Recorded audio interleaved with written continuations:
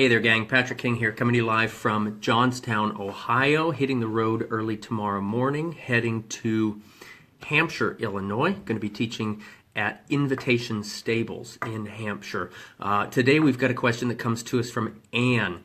Anne is up in Canada. She asks, I have a blanketing question. I typically only put a blanket on my 13-year-old healthy mare when it's really cold, minus 30, like now. Now, for those of us in the States, I believe if I've done my math right, minus 30 is about minus 25 or so Fahrenheit. She's talking Celsius. And then I take it off again once it warms up again to about minus 20 or above, which, again, that's Celsius. So for us in the States here, I believe that's about minus 5, minus 7, somewhere around there. I could be wrong with that. She lives outside. She has a shelter and round bales, although there are times when I feel like the hay is not adequate.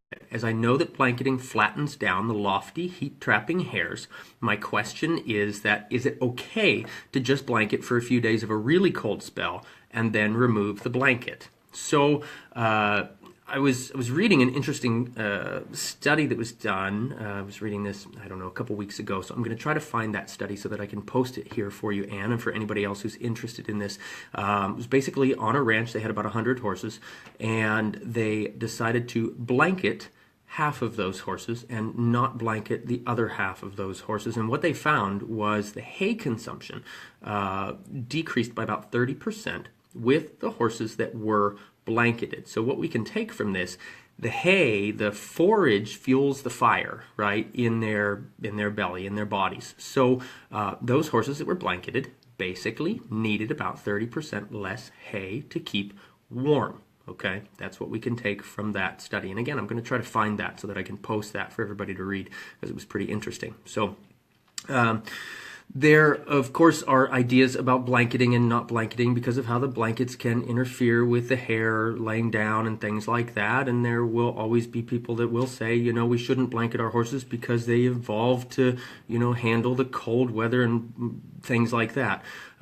My theory behind that is that selective breeding, specialized breeding, we've come to change a lot of factors with the horse. We look at feet size, we look at skin sensitivities, things like that. So I feel like we've probably played a part in affecting that, right? It's like saying, well, you know, wolves can exist up in Canada in minus 30, so I should be able to set my Chihuahua loose in that kind of weather and expect him to survive. Chances are, poor little Chihuahua would freeze to death, right? So my personal opinion is that if the horse is seeming cold, if they're shivering or exhibiting any kind of symptoms that they are cold, absolutely, I wouldn't hesitate to blanket a horse like that.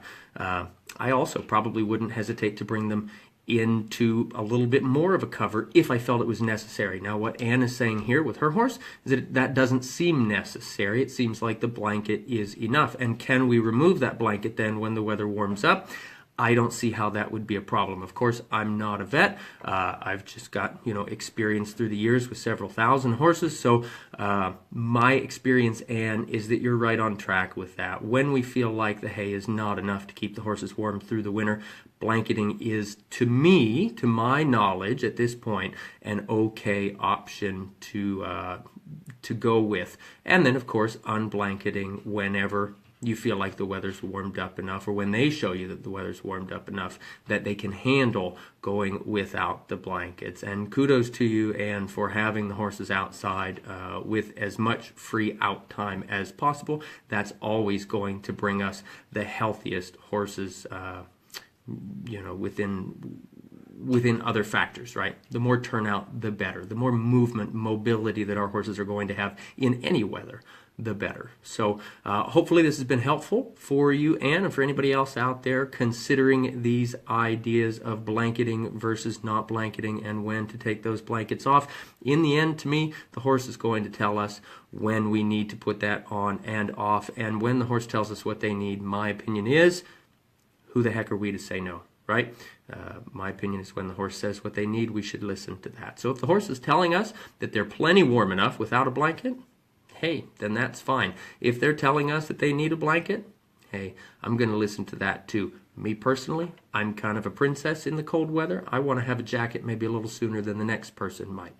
So You know, every horse is going to be an individual that way also, based on their body score, based on their nutrition, based on who they are, you know, as an individual. So that's what I'm going to go with. The horse is going to tell us what we need, so long as we're keen enough to pay attention to that. And it sounds like Anne's doing quite a good job with that. So hope you guys have 2018 off to a great start.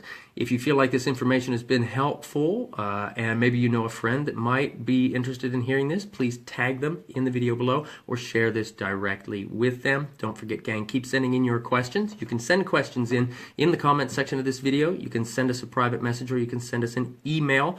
All of those things are sufficient. You keep asking questions, and I'll keep talking about horses. Thanks, gang.